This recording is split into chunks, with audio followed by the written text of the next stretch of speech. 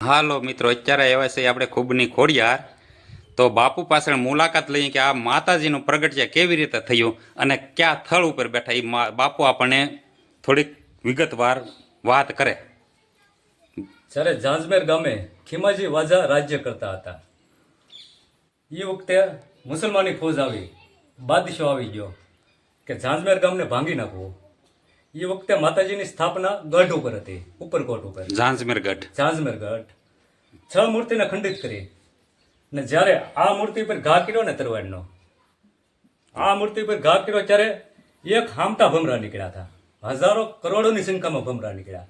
માતાજીએ લશ્કરને તો ઠાર કર્યું, પણ સેનામાં જે બાદશાહ હતો ને એ મળ્યો તો ભાગવા. અને ભાગતા ભાગતા આય સુધી પગ્યો ને 2 હાથ જોડીને માતાજી પાસે ક્ષમા માગી કે માતાજી મને કે ક્ષમા કરી દે. માં કીધું ને ત્યારે માતાજીને દયા આવી. સહાય હિન્દુ હોય કે મુસલમાન, પણ એક ફેરી માં કહી દે, જો ખંખેરીને ખોળે ન લઈ લે તો મારી ખૂબની ખોડિયાર નહીં. માં કીધું ત્યારે માતાજી કે મને ક્ષમા કરી દે.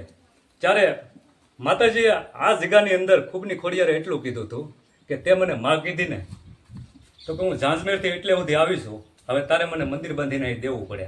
સાહેબ, આજની તારીખમાં જે જોઈ લો, આ મંદિર નથી, પણ બાદશાહે બંધાવેલું જે મસ્જિદ ટાઈપનું મંદિર છે એ હાલની તારીખમાં મોજૂદ છે. આ માતાજીનો ઇતિહાસ છે. તો અહીંયા દર્શકોને દર્શન કરવા આવવું હોય તો આ સ્થળ ક્યાંથી અવાય? આ આમ તો તળાજાથી પિત્તલપુર અવાય, પિત્તલપુરથી અહીંયા અવાય, ઝાંઝમેરથી અવાય, પિત્તલપુરથી અવાય. પિત્તલપુરથી કેટલા કિલોમીટર થતું છે? પિત્તલપુરથી 2 કિલોમીટર અને ઝાંઝમેરથી 3 કિલોમીટર થાય. સરસ.